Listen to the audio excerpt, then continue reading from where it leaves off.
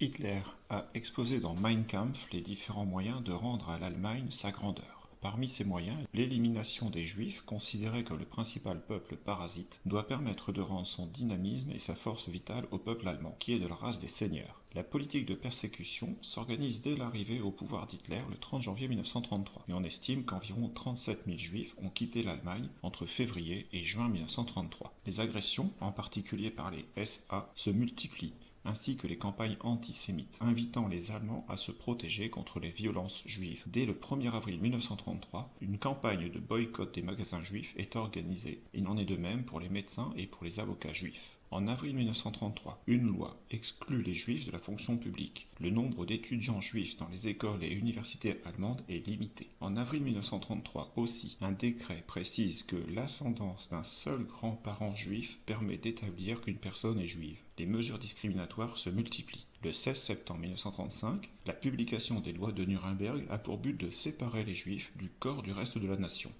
3 lois sont votées par acclamation au Reichstag. La loi d'abord sur le drapeau. Les symboles du parti nazi remplacent les couleurs de la République de Weimar. La loi sur la citoyenneté réserve la citoyenneté du Reich aux seuls Allemands.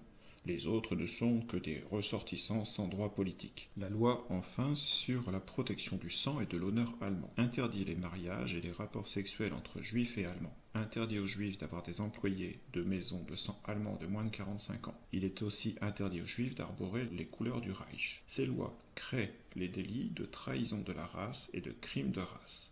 L'antisémitisme nazi s'introduit aussi dans la vie privée de la population allemande. Par ailleurs, la définition de ce qu'est une personne juive est l'outil indispensable des mesures prises plus tard. L'expropriation, les déplacements, les concentrations, puis l'anéantissement. Les Jeux Olympiques de 1936 obligent les nazis à limiter les persécutions, qui reprennent de plus belle une fois ces Jeux Olympiques terminés, en particulier en 1938, par des pillages et des arrestations qui se multiplient. Le gouvernement procède à l'organisation des activités économiques, c'est-à-dire au transfert des activités juives à des non-juifs. Les juifs doivent vendre leurs entreprises à bas prix à des non-juifs. Le 9 novembre 1938, suite à l'assassinat à Paris du conseiller de l'ambassade d'Allemagne par un jeune juif, les nazis saccagent des magasins, des entreprises juives, des synagogues. C'est la nuit de cristal. 35 000 juifs sont arrêtés et envoyés dans des camps de concentration. Des lois prises au cours du mois de novembre excluent les juifs de nombreuses activités et de nombreuses professions, en général en rapport avec la fonction publique ou avec l'information au sens large. En 1939,